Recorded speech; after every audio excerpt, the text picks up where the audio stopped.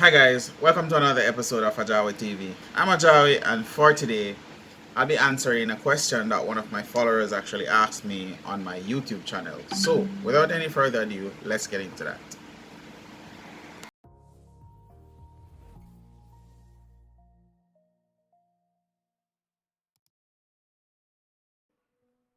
Number one, put God first. Alright guys, so one of my followers actually asked me what they could actually get for $3 million. They are in St. Elizabeth, or they are looking to build in St. Elizabeth, and they wanted to know what they could do with $3 million. And they also asked me if I operate in that area. So the answer is yes, I do operate in St. Elizabeth. I actually operate within Jamaica and across the Caribbean, right? So let's get that out of the way. Alright, so $3 million. That's having your budget, having your expectations up here, and your budget is way down here, right? With $3 million, I'm not expecting you to be able to build a 3-bedroom house, right? And when I say 3-bedroom house, 3-bedroom, bathroom, kitchen, dining, living, I'm not expecting you to be able to build such a house with $3 million. Now the the NHT the NHT actually gives you $4 million, or 4.5, if I'm remembering correctly. I'll have to check that. Last time I checked, no, I think it actually increased to 5.5 million. Yeah, they give you $5.5 million to build, right? Now, with 5.5, they're expecting you to just be able to do a starter home. They're not expecting you to do a 2-bedroom house with kitchen, dining, living, and bathroom and all of that. What they're doing is giving you a start. So when you say you want to build a 3-bedroom house with living, dining, kitchen, bathroom, and everything, that's kind of having your expectations a little bit too high for your actual budget, right? Now, we're Jamaicans, right? And with $3 million, even if you're going to get your brothers and sisters to come over and cook a pot and them just come and do them thing, it's gonna be very difficult to build a 3-bedroom house with that. All right. So the person went on to ask, what do I think about container homes or shipping container homes? Now I am loving that particular topic, right?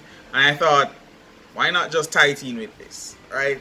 So with $3 million, I personally think, this is my opinion. Now, you might not agree with me, but I think you could get a 2-bedroom house, living, dining. Well, let's not say 2-bedroom. You can get 1-bedroom, kitchen, dining, living with $3 million, right? I think that, because if you, depending on how you stack your shipping containers and how you arrange it, I think you should be able to get something pretty decent. Because if you buy a let's say 2 shipping containers, space them apart from each other, we're not digging foundation, right? We're not worried about digging foundation for your shipping containers. All we're doing is putting down some stubs or short columns, right? And then putting our shipping container to sit on those columns. And then we do a little landscaping around, put on a little deck, connect the 2 containers in the middle so that you have space in between, that you're getting more real estate there, and then finishing it with some medium to low end finishes, and just doing those finishes really nice. Then I think you should be able to get something pretty decent, No, in Jamaica, the person asked me about Jamaica and if I think this would be popular or accepted by Jamaicans, or especially those that are just leaving university and now are starting their life. My dear, or good sir, I don't remember your name. I don't remember if it's a male or a female. So I say my dear or good sir. The thing about Jamaicans is this: we love the what did I say, the hype, I guess. We love we love compete with the Joneses, right? So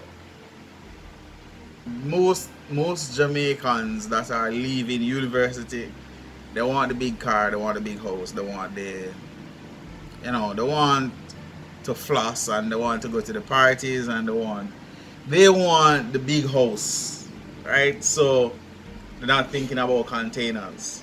Um, no, container homes can look very beautiful. Don't get me wrong.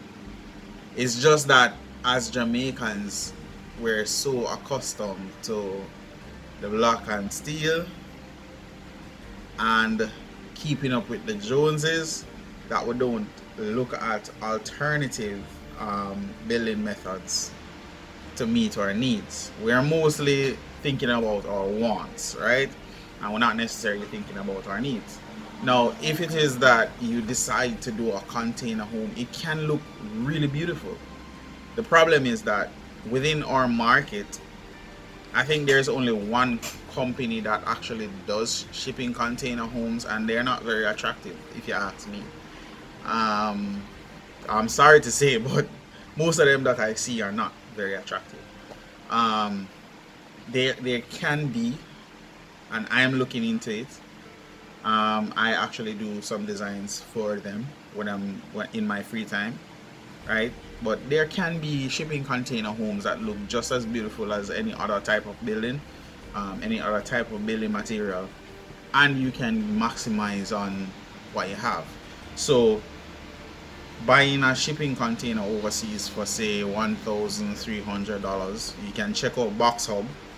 Not advertising for them though, but I checked out Box Hub and they actually have shipping containers there, pretty cheap, and they're in pretty good conditions, and then they will send them to you, right? So you can check out that. But if it is that you decide to get two shipping containers, put them together, and then landscape your little land, you can pretty much have a decent home at a reasonable rate and live comfortably without the big old hell of a mortgage and the stress over your head, right? But again, we are not like that in Jamaica. We're mostly about the hype and the big car and so we're not thinking along that line. But thanks for the question. I really appreciate it. And I do hope that I answered the question. I hope I did. So yeah, with $3 million, you need to be thinking a little bit smaller, or you need to increase your budget, right? Let's see, $3 million, $3 million, right? I'm just calculating how much square footage a house you can possibly get. 123 divided by 7,000. That's 428 square feet of house, right? 428 square feet. Now let's put that into perspective. So 428 square feet, right? Now let's say you're doing a room so one room is going to be 10 by 10, right? So we say 10 by 10 is 100, right? So we're looking at, let's take out our 3 rooms out of that, so that's 300 square feet already, right? So we have 3 rooms that is 10 by 10. Now you're gonna have to get living, dining, and kitchen out of that, right? Plus you need bathrooms, closet. So it's kind of going to be very rough, right?